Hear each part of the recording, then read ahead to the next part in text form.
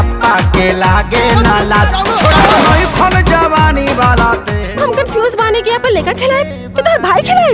मन ते के रात में इतना लंबा सोच लेता रे रे बनी बड़ा आँखों फ्यूचर सैया लइका खिलाए के देवर के। बनी बड़ा आँखों फ्यूचर सैया लइका खिलाए के देवर के।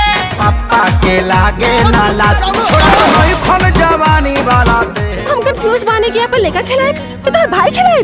मन ते के रात में इतना लंबा सोच लेता रे रे बनी बड़ा आँखों फ्यूचर सैया लइका खिलाए के देवर के। बनी बड़ा आँखों फ्यूचर सैया लइका खिलाए के देवर के। दोस्तों आप लोग जो अभी शुरू में सॉन्ग सुने हैं दोस्तों लइका खिलाई की देवर के, यह बहुत बेहतरीन सॉन्ग है दोस्तों। बहुत जल्द आप लोग के बीच यह सॉन्ग आने वाला है दोस्तों वर्ल्ड वाइड रिकॉर्ड भोजपुरी से, जो कि बहुत बेहतरीन सॉन्ग है दोस्तों। हमको बहुत बढ़िया लगा है, आपको यह कैसा लगा आप बता सकते हैं कमेंट बॉक्स में कमेंट करके। तो बहुत जल्द आप लोग के बीच इसका फुल सॉन्ग आने वाला है दोस्तों वर्ल्ड वाइड रिकॉर्ड भोजपुरी से, ऑडियो एवं वीडियो। तो वीडियो को यहीं पे खत्म करते हैं दोस्तों। आप लोग इस वीडियो को लाइक कीजिए, शेयर कीजिए और चैनल में नए हैं तो चैनल को सब्सक्राइब कर लीजिए दोस्तों। तो मिलते हैं किसी अगले वीडियो में, तब तक के लिए बाय बाय दोस्तों।